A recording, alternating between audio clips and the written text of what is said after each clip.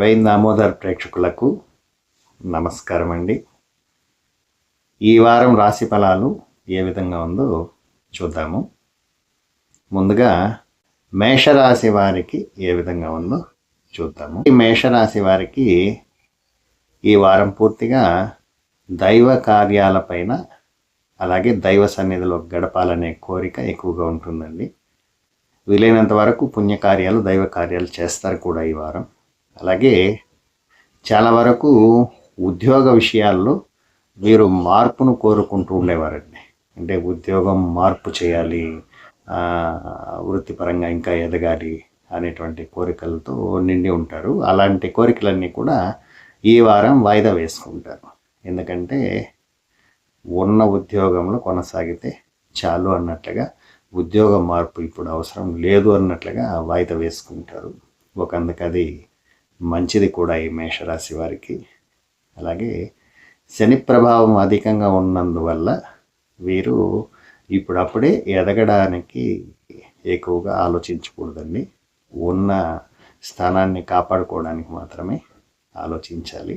అలాగే మీరు తీసుకునే ఏ నిర్ణయమైనా, అంటే కుటుంబానికి సంబంధించి కావచ్చు, వృత్తిపరంగా కావచ్చు, ఇంకా ఆర్థిక పరంగా కావచ్చు, ఏ ఒక్క విషయాన్ని కూడా మీ కుటుంబ సభ్యులతో పెద్దలతో సంభాషించి చర్చించి ఒక నిర్ణయానికి వస్తే ఈ మేషరాశి వారికి కాస్త అనుకూలంగా ఉంటుందండి. ఎందుకంటే మీ సొంత నిర్ణయాలైతే ఇప్పుడిప్పుడే వద్దండి.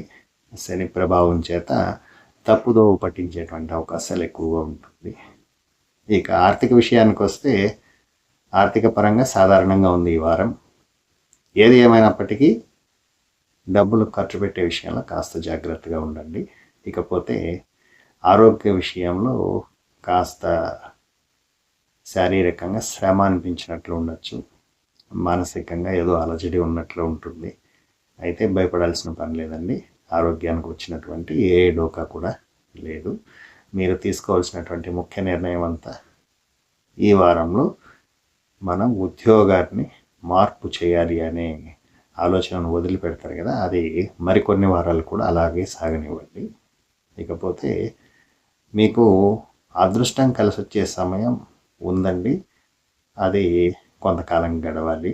కాబట్టి ప్రస్తుతం మీరు తీసుకోవాల్సినటువంటి ముఖ్యమైన విషయం ఏమిటి అంటే కుటుంబాన్ని చక్కదిద్దుకోవటం.